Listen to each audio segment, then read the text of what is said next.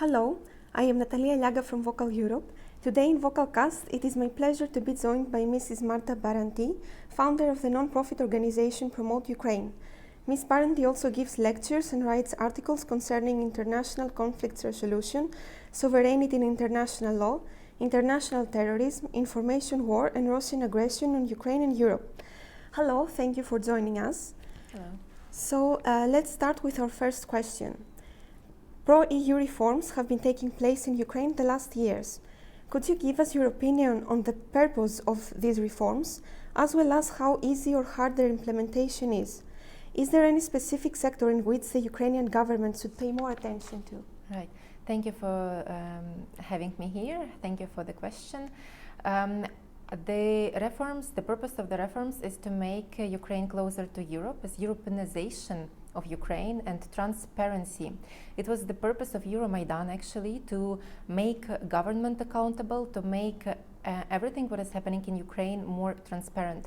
We needed international mechanisms for that, and we believe that the European Union has great mechanisms, so association agreement was the right one. As for the field to be paid attention to is of course the most important is justice, is judicial reform, and is bringing justice to in Ukraine to make sure that punishment is not avoidable. Right. Thank you for your answer. How do you evaluate Volodymyr Zelensky's victory in the elections? Why do you think people decided to show their trust to a person that has no past political experience? And do you think that he has what it takes to represent Ukraine's interests at both national and international level? There are a set of conditions that helped Zelensky win. One of them is that he has been known for years as a person of fun. So people connect to himself through the fun emotions. Another one is one of the probably that played the biggest role, that he played a hero, presidential hero, in a mini series, and this helped him to make sure that. To not make political agenda. So this mini-series were his political agenda. Also, Zelensky doesn't have a negative past. He is not an oligarch. He did not steal money, at least openly. There is no criminal investigation or nothing like that. And people do not want to see oligarchs anymore. They are tired of people who are experienced in making deals behind the closed doors about the laws that are being implemented or being adopted, or about the media information space that is being used by oligarchs. So all this helped him win. And the fact that he did not have any promises, he did not give any promises to people, the mini-series was his promise, broadened his audience. And so he was elected based on this set of circumstances.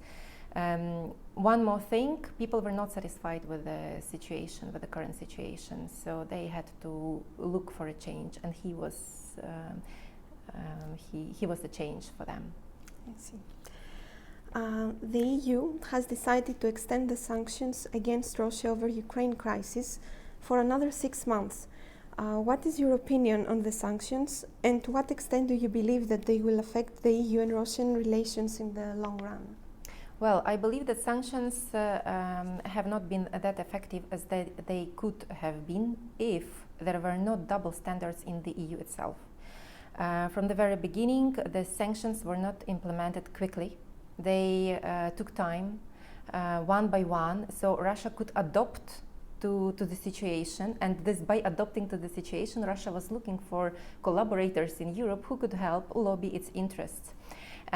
So this made sanctions not that effective. Besides, European businessmen learned to work whether with other countries or through other countries with Russia, like through Belarus or through other countries. They make deal, and their products are still being somehow circulated within Russia. I would say that switching off Russia from SWIFT or not letting launder Russia's money in Europe, meaning not letting Russian oligarchs put money in European accounts, not letting children of Russian oligarchs and business elite do internships in European Parliament, and not letting them do vacations here and just go every Saturday, Sunday here and then go back to Russia and propagate gay Europe instead of Europe, the human rights and values. This all put Europe in such a chaos, and then this all made sanctions not effective at all.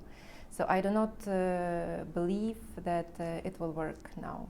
They may extend, but it's now being adopted. Yes. I see. Recently, Russia restored its voting rights at the Council of Europe. This provoked different types of reactions. On one hand, there is the opinion that the EU is giving in to Russia's annexation of Crimea, and on the other hand, there is the opinion that if Russia has no presence at the Council, it could mean that Russian people are denied citizen protection and justice. What is your opinion on this situation? Well, there are several things. One is the annexation of Crimea, right? The voting right was revoked because Russia brutally breached international law, and this sanction, like revoking voting rights, had to be symbolic gesture that had to inspire other institutions and other organizations to put sanctions on Russia. So all organizations had to talk with one voice. On the other hand, we have issues of human rights in Russia itself. It's being said that if Russia blackmails, right, it says you don't give me the voting right back, I will go back, I will revoke my membership from the organization. So there is a fear that people will not have the human rights protection.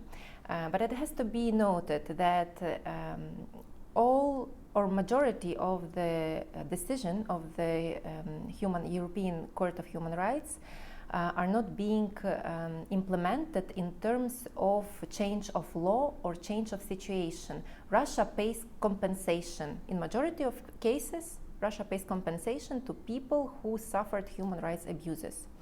But it does not change the law. So what we have, which situation we have? Russia uses money it gets from Europe, from whatever, from its trade deals, takes the money, abuses human rights, pays the money to people, and then says, well, European Court of Human Rights told us to pay the compensation, here we are paying the compensation. And they are ready to pay compensation after compensation because they are rich enough to do so. But it's not in their interest to change the whole situation of human rights. So actually by helping Russia or putting Russia back in the Council of Europe, they are just continuing, or they are making Russia more sustainable in what it does. So it will not help much, in my opinion. It makes the situation worse. And our last question, Nord Stream 2 pipeline has created a lot of controversy among EU member states and non-EU actors. What is your opinion on the way the EU is handling the construction of the pipeline?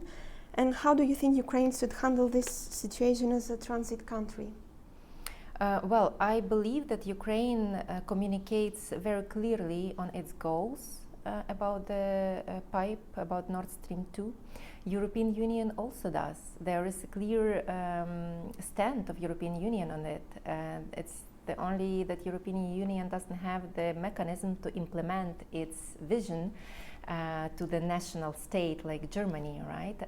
So it's like German lobby who lobby it very well, or Russian lobby in Germany who lobby this Nord Stream 2. But Ukraine prevents. Ukraine says you will have a problem once you have this deal, once you have this pipeline, once the gas will not be in that volumes as it is now in Ukrainian pipes. Because Russia has a trend not to comply with international agreements. So if there is something, it may consider it as a blackmail instrument, as normal in its realpolitik it does. I see. Thank you for participating in our vocal cast and giving us your insight. Thank you.